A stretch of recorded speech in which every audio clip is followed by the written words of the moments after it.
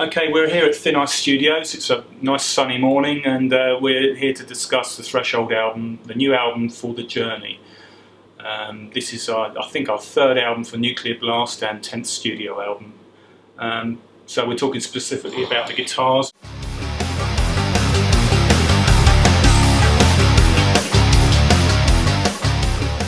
This is one of the two guitars for tracking rhythm parts, which is the most important part to get right on an album. Keep it nice and tight.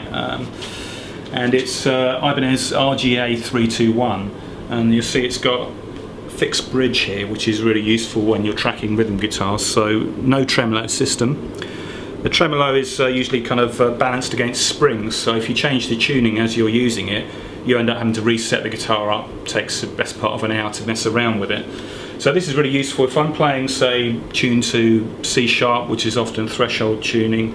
I can easily just lower down for one particular chord I want to drop in, take it down to C or even whatever I need to do, and that makes it really useful for playing on the studio recordings.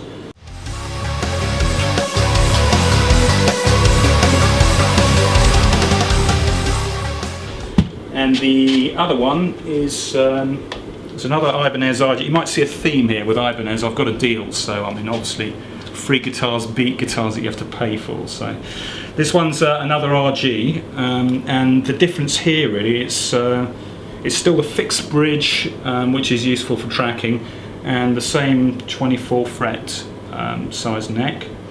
But this one has active EMG pickups, so I think that's an EMG 81 and that's an 85. Bit out of alignment at the moment, I have to fix that. But this one has what they call a kill switch on it as well, so that turns the sound off, so you can make some strange strobe-like effects when you're playing.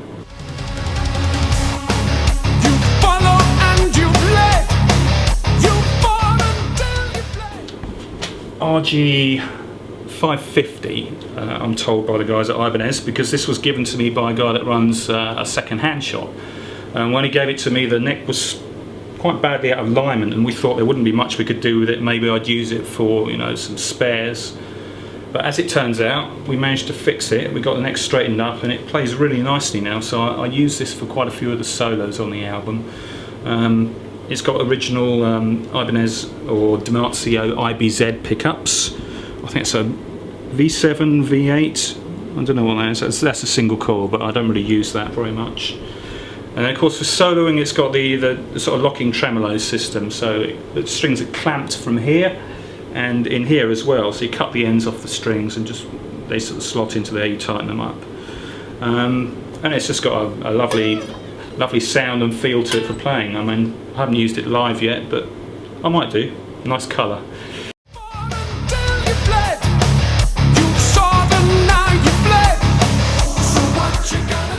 Two more guitars I've probably used for a lot of the soloing, both from the Ibanez deal, which is an RG2550. This has got a really nice system if you do want to retune your guitar. It's got a nice sort of adjustment here for balancing the strings, against the tension. So it's a little bit easier to get things sorted out. But I generally use this one live, and it's this one's tuned to E flat standard tuning. So that'll be used at our live shows most of the time.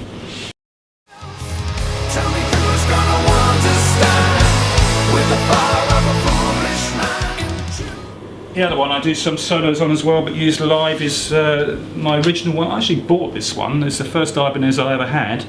It's an RG1570. I did get the Evolution pickups put into this one later. The Ibanez guys sorted that out. And this has a sort of lovely kind of tone, emphasises harmonics and a mid-range, which sounds really good for I think C sharp tuning, so drop C sharp, so that note would be C sharp and the rest would be tuned to E flat.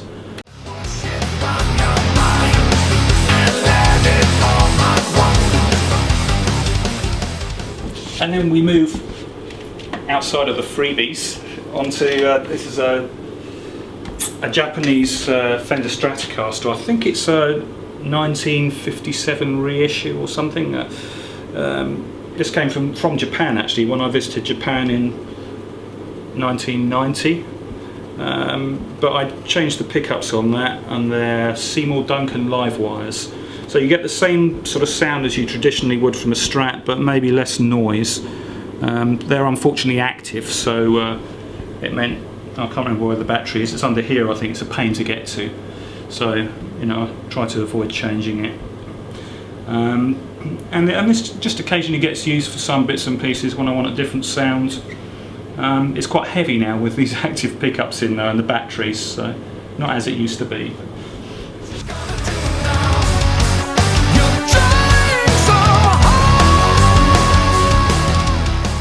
And lastly, I think this was my first proper guitar, but I mean I still use it sometimes. It's made by Jackson, but it's called a Charvel. And I particularly like this guitar because it has this this Jackson pickup. I think it's a JC or JC90 or J90C maybe, and it just has a beautiful kind of warm mid-range sound, not too much treble. And for some solos, it just comes out with a beautiful tone. And I don't use it live because the tremolos become quite bad. It probably needs looking at. So the tuning can be unstable, but really, when you're recording, that's okay. And it has quite a different feel to the other guitars. There's a chunky neck, more like a Gibson. It feels like to me. Maybe not as big as that, but it's definitely more rounded. And sort of heavy again, but it has that kind of 80s hair metal feel with the old finish. I suppose that's a kind of a spider's web or something. I don't know. Cracked finish anyway. So that's I think that's probably built early 90s or something. I don't know, maybe late 80s. Tell me who's gonna want to stand with the power of a foolish man.